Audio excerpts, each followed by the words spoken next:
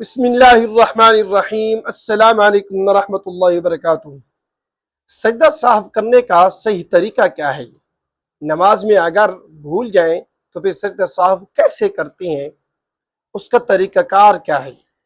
آج کی ویڈیو میں انشاءاللہ میں آپ لوگوں کو پریکٹیکل سجدہ سہو کرنے کا صحیح طریقہ سمجھانے جا رہا ہوں۔ دیکھیں، سب سے پہلے آپ یہ سمجھیں کہ نماز میں سجدہ سہو کرنا کب لازم آتا ہے، کب واجب ہوتا ہے۔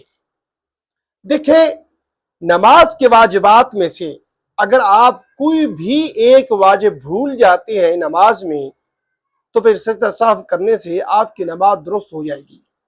اگر آپ سجدہ سہو نہیں کریں گے تو پھر آپ کو اس نماز کا اعادہ کرنا ضروری ہوگا۔ آپ نماز وہ دوبارہ پڑھیں گے، پھر ادا ہوگی ورنہ ادا نہیں ہوگی۔ ہاں، اگر آپ سجدہ سہو کر لیتی ہیں تو پھر آپ کی نماز درست ہو جائے گی۔ اور نماز کے واجبات کیا ہیں؟ دیکھیں، اگر آپ یہ کومنٹ کرتے ہیں تو انشاءاللہ اس کے اوپر بھی میں آپ لوگوں کو تفصیلاً ویڈیو بنا دوں گا آپ لوگوں کے لیے، اور یہ بہت زیادہ واجبات ہیں، ویڈیو لمبی ہو جائے گی۔ میں آپ کو ایک دو واجبات بتا کر بات سمجھانے کی کوشش کروں گا۔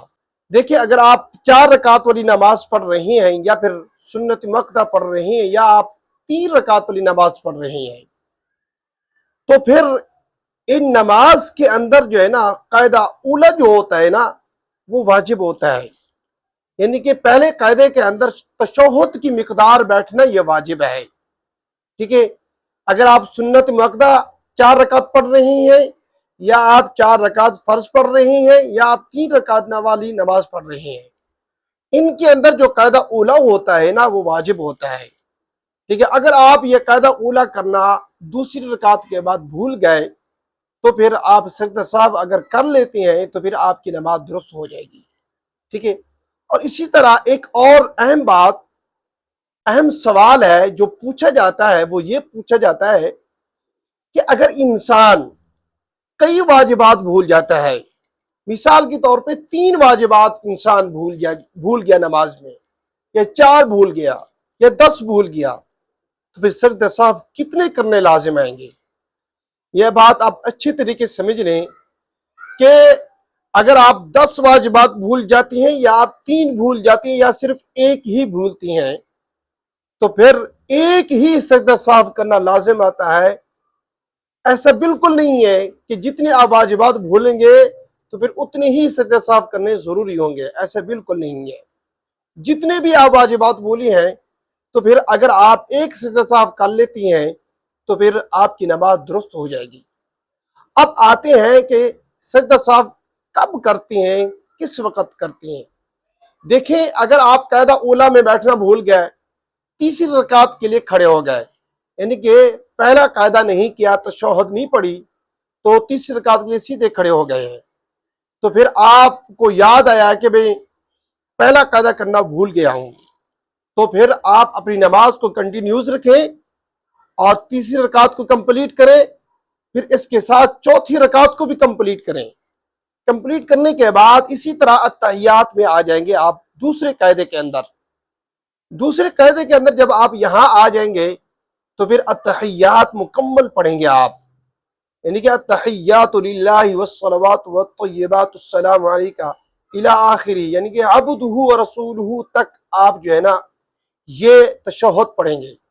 تشہد پڑھنے کے بعد پھر آپ دائیں جانب سلام پھریں گے، ایک سلام دائیں جانب سلام پھرنے کے بعد، یعنی کہ ایسے دیکھیں آپ، میں بھی آپ کو کر کے دکھاتا ہوں، ایسے السلام علیکم ورحمۃ اللہ، اللہ اکبر، سبحان ربی الاعلی، سبحان ربی الاعلی، سبحان ربی الاعلی، اللہ اکبر۔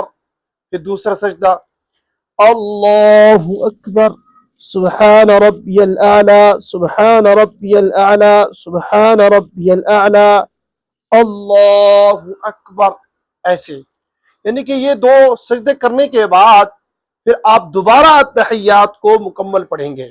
اتحیات مکمل پڑھیں گے، درود شریف پڑھیں گے، دعائے معصورہ پڑھیں گے، اس کے بعد دائیں بائیں جانب سلام پڑھیں گے۔ اس کے ساتھ میں آپ کو ایک اور مسئلہ بتاتا چلو، بہت ہی اہم ہے کہ مثال کے طور پہ آپ نے سجدہ صاحب کرنا تھا تو آخری قاعدے کے اندر بیٹھے ہیں عبدہ و رسول تک آپ نے یہ تحیات پڑھ لی، یہ پڑھنے کے بعد آپ نے درود شریف پڑھ لیا ہے، دعائے مسورہ بھی پڑھ لی، اور سلام پھرنے سے پہلے پہلے آپ کو یہ یاد آیا کہ میں نے سجدہ صاحب کرنا تھا، وہ تو میں نے نہیں کیا، تو پھر آپ تب بھی دائیں جانب سلام پھیر کر آپ جو ہے نا سجدہ صاحب کر لیں۔ سجدہ صاحب کرنے کے بعد دوبارہ اسی طرح تحیات کی شکل میں بیٹھ کر مکمل تحیات پڑھیں، درود شریف پڑھیں اور دعائے مسورہ پڑھیں، اس کے بعد دائیں بائیں جانب سلام پھیر لیں، آپ کی نماز درست ہو جائے گی۔ ٹھیک ہے، مجھے امید ہے آپ کو یہ میری باتیں سمجھ میں آ گئی ہوں گی۔ ویڈیو اچھی لگے اس کو لائک ضرور کریں اور ہمارے چینل کو لازمی سبسکرائب کریں۔ شکریہ، جزاک اللہ خیرہ۔